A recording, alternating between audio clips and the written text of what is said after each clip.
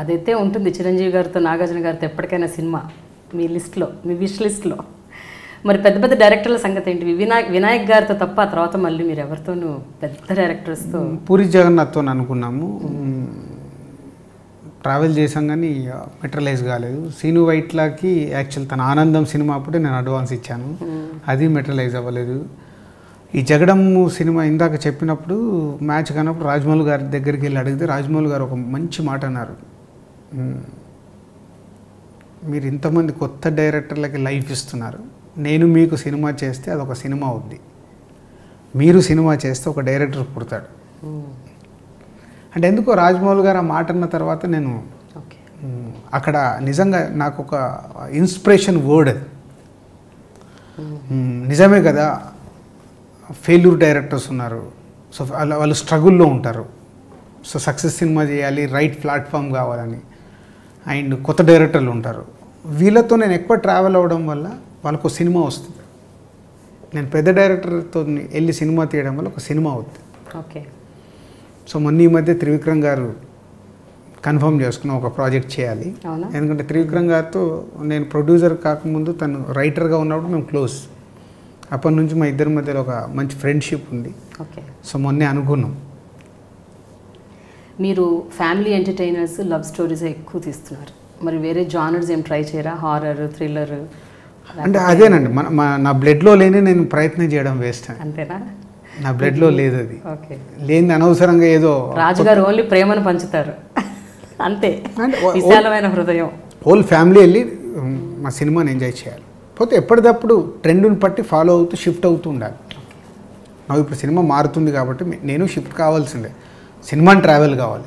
నా అభిరుచులతో ఆగిపోతే నాకు లైఫ్ ఉండదు, లేదు నేను వెనకబడిపోతాను. సో దాన్ని పట్టుకుంటూ నేను ముందుకెళ్ళాలి. ఈ మధ్య ఒక డీజే ఫంక్షన్లో అల్లు అరవింద్ గారు ఒక మాట అన్నారు, దిల్ రాజు గారు ఈజ్ ది బెస్ట్ ప్రొడ్యూసర్.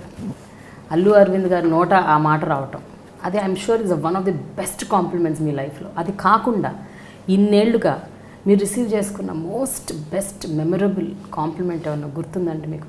ఎవరైనా ఇచ్చింది? అంటే అరవింద్ గారు ఇప్పుడు ఆ ఫంక్షన్లో కాకుండా నాకు బాగా గుర్తుంది, ఇది కాదు, అరవింద్ గారే సూర్యకు, హీరో సూర్య వాళ్ళది ఒక ఆడియో ఫంక్షన్ ఉంటే దే కేమ్, దానికి ఆ ఫంక్షన్కి నేను వెళ్ళాను. అరవింద్ గారు, సూర్య గారితో నాకు పరిచయం లేదు, సూర్య గారిని ఇంట్రడ్యూస్ చేస్తూ